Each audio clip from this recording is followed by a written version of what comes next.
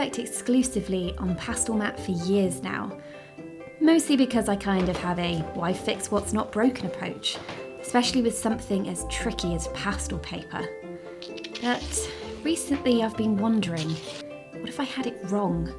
And what if I'm missing the bigger picture?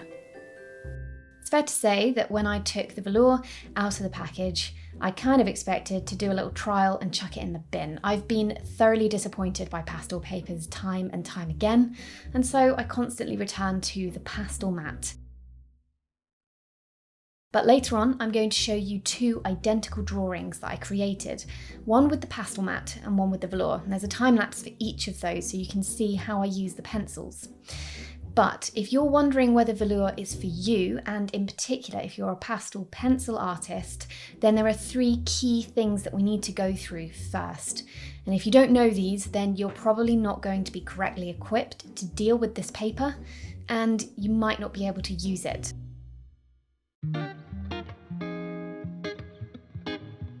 Okay, first up is coverage. So this would apply to things like an underpainting. It's incredibly important, and immediately I hit a problem with the velour. So Pastelmat kind of grabs hold of the pastel, it shaves a little bit off and fills in the tooth of the card. And generally speaking, I can fill in the Pastelmat card quite well with my pastel pencils from Faber Castell, even though they're quite a hard pastel pencil brand. The velour, on the other hand, is so soft that it wasn't able to kind of shave that little bit off the top. And instead I was brushing my pencil backwards and forwards, and it kind of looked like I'm just stroking the page.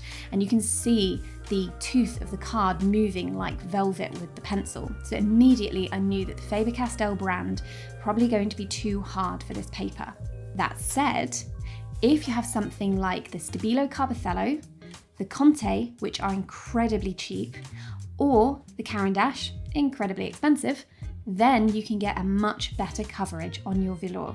So this is the first key lesson with this paper. You need the right pencils. As I've already said, generally speaking, people use pastel chalks with this kind of paper, but you can use pastel pencils on it, you just need the right brand. And for once, it's not Faber Castell.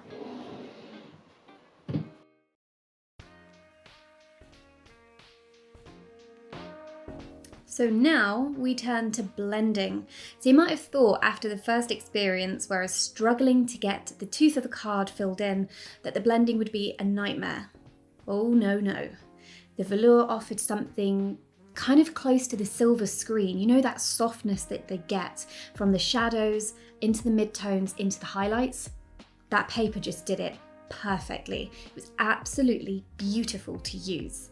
So the Pastelmat, I'd describe it that you get a layer of pastel, and then you kind of use, or I use, a pastel pencil to effectively mix into that semi-loose pastel on top of the page, and therefore I blend my two colours together. With the velour, that paper is so soft and has so many of these velvet fingers up to grab the pastel that you end up with the paper doing the transition for you. And it worked an absolute treat. As you'll see later on the dog portrait, I could not have been happier with it, and it was so easy to do. I couldn't believe it. So that is a massive tick for the velour.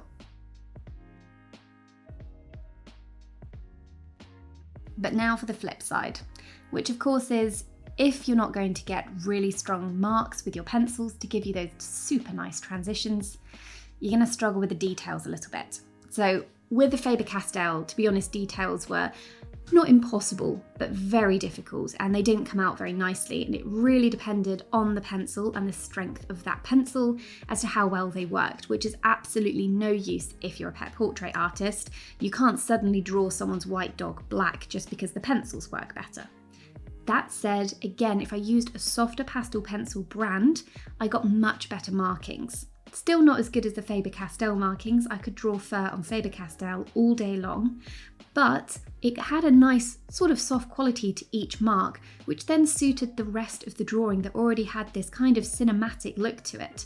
So not necessarily a con, providing you have the right pencils, but it's certainly a stylistic look that you can't really get around when you're working on this paper with pencils. Something I haven't mentioned yet about this paper that is absolutely fantastic and the Pastelmat does not do is the fact that because it's got a deep tooth to it, your shadows are incredibly rich. They look so lifelike, as though you could just disappear into them. And it's something that on the portrait I'm about to show you, I absolutely loved. And it's not an effect you can get on the Pastelmat. So that has to be a bonus, even if I can't get as many details as I'm used to having. So let's dive into these two time lapses. I actually can't decide which one I prefer, so let me know in the comments, do you prefer the velour portrait or did you prefer the Pastelmat?